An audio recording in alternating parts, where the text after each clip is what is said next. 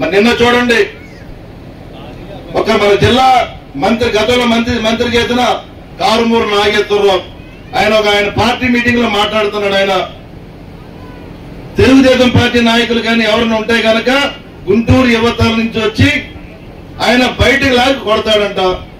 అదే మరి గుంటూరు దాటితే అంట ప్రాణాలు తీసేస్తారంట. ఏమో ఇది న్యాయమా చెప్పండి? మన ప్రజాస్వామ్యంలో మనం ఉన్నాం కదా, అంటే చంపుకునే పరిస్థితి అంటే గత 5 సంవత్సరాలు చేశారు. ఆ నాయకుడు సహకరించారు వాళ్ళకి.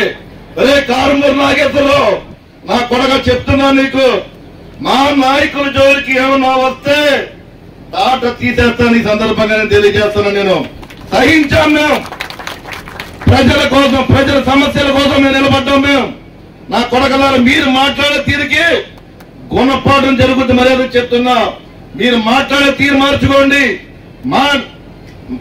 మార్చుకోకపోతే ఏ రకమైన గుణపాఠం జరుగుతుంది మీ అందరికీ తెలుస్తుంది. మీరు ఒళ్ళు దగ్గర పెట్టి మాట్లాడాలి చెప్తున్నా. చాలా గౌరవిస్తున్నాం.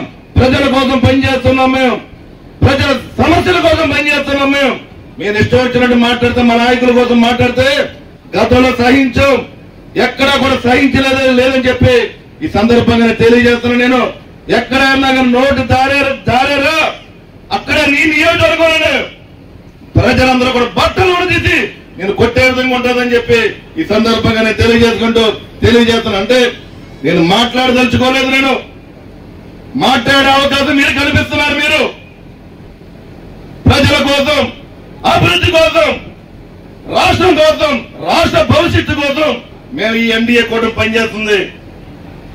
మీరు ఎవరు మాట్లాడినా సరే, అంబటి రాంబాబు గాని నువ్వు కానీ ఎవరైనా సరే ఒళ్ళు దగ్గర పెట్టుకుని మాట్లాడాల్సిందిగా నేను ఈ సందర్భంగా సభాముఖంగా మీ అందరికీ తెలియజేస్తున్నానని చెప్పి తెలియజేస్తున్నాను. నేను